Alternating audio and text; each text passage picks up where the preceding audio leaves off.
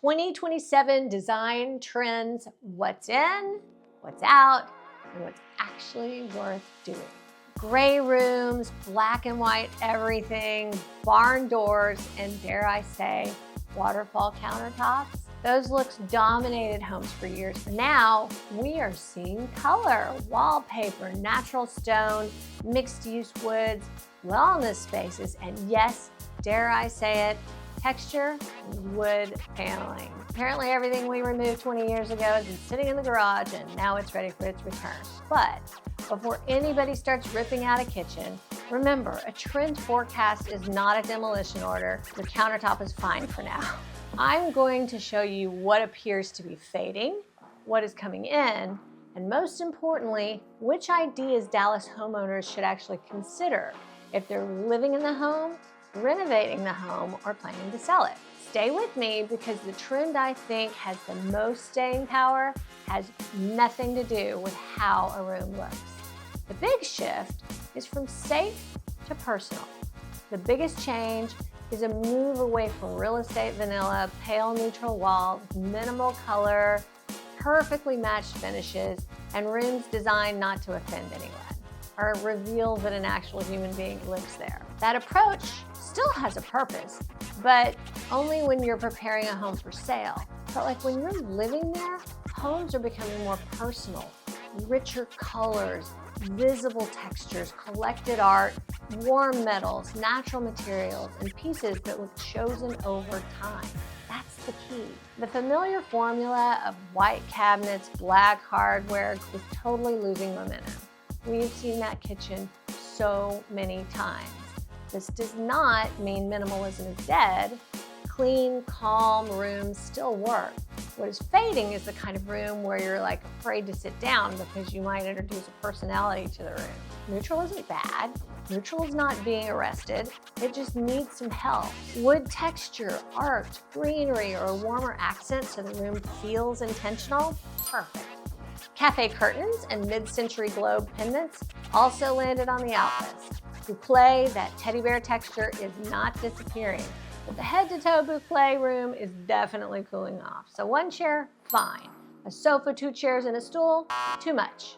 Waterfall countertops may also become less common as rounded furniture-style islands gain interest. If you already own a beautiful waterfall island, please keep it. But if you're designing a new kitchen, ask whether it truly suits the architecture or if you're choosing it because it's just been on your wish list for 100 years.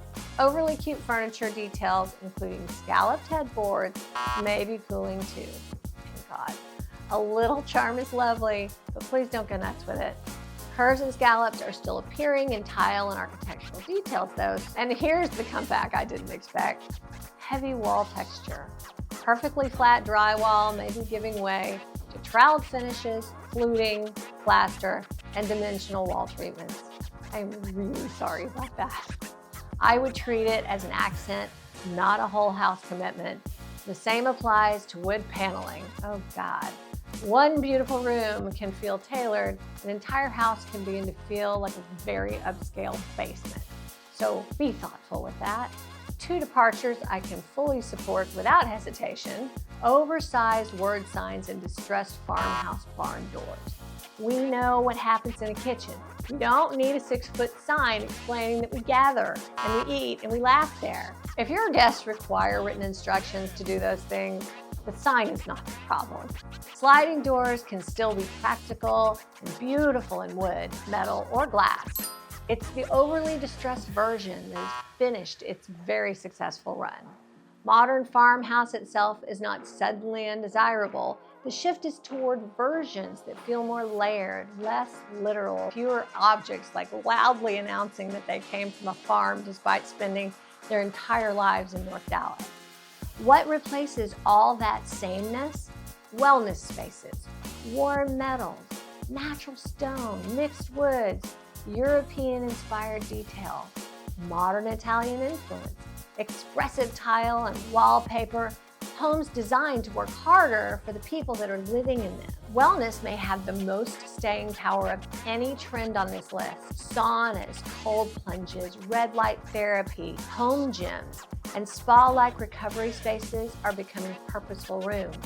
In higher-end homes, they make square footage more useful. The practical test is simple. Will you use it?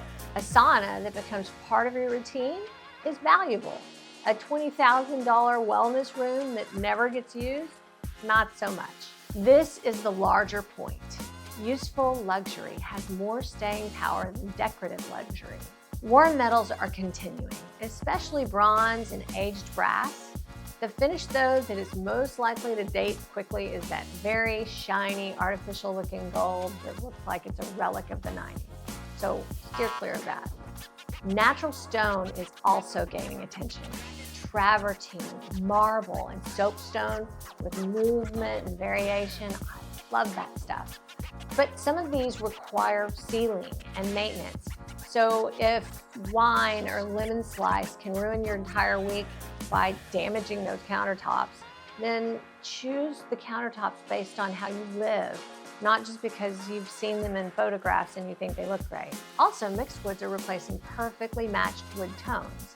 The key is contrast. So the floor and cabinets and furniture, if those are all the same medium brown, your room is just going to look like a wood box. So choose wisely. Also, metals can mix too. Choose one dominant finish with one supporting finish and then just repeat each one. That's how you make rooms look lived in, but with purpose and style.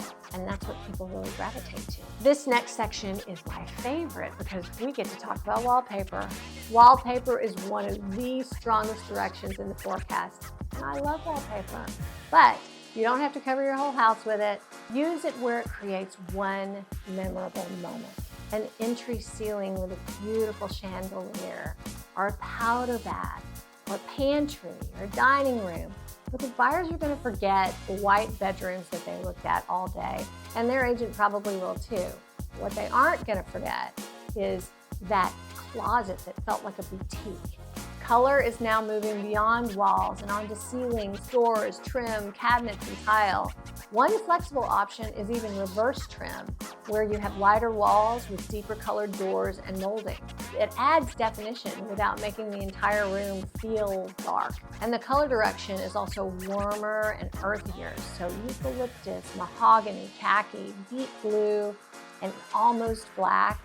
Choose a color that belongs and then just repeat it with purpose. Also, tile is becoming more expressive too.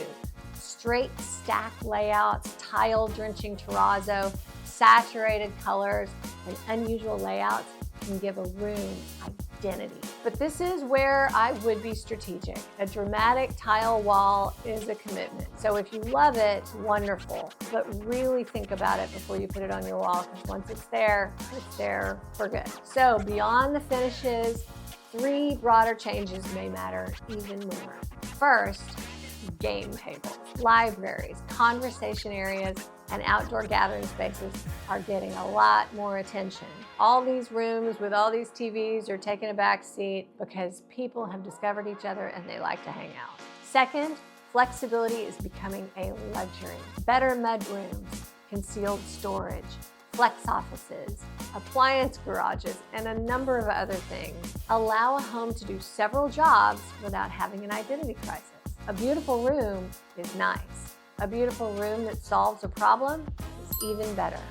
Third, efficiency is becoming part of design. Energy-conscious construction, solar, low-voltage lighting, native landscaping, permeable surfaces, better shade, outdoor rooms, all designed for the climate. But here's the distinction that matters most. Designing to live and preparing to sell are totally different jobs. If you're designing for yourself, let the house reflect you. Add wallpaper, mix woods, choose the stone you love. Build the wellness space or the library or courtyard or coffee bar that you will genuinely use. But if you expect to sell soon, make the bolder choices easier for the next person to inherit. Like a wallpapered powder bath is lower risk then a highly specific pattern run all throughout the living area. A flexible room appeals to more buyers than one with no obvious alternative use. Personality is fantastic. Making the buyer mentally calculate removal costs while they're going through your home, not so good. So spend money on function, quality, and architecture, and then take your style risks where changing them will not cost $1 million to the buyer while they're trying to figure out what they're going to do. And when it's time to list, return to clarity. Keep your closets roughly 60% full and 40% open so buyers can see the storage. Remove your personal photographs, diplomas, political material, and team memorabilia.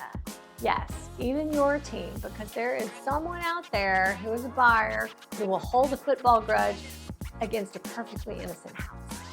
The real 2027 story is not one color or one countertop or light fixture.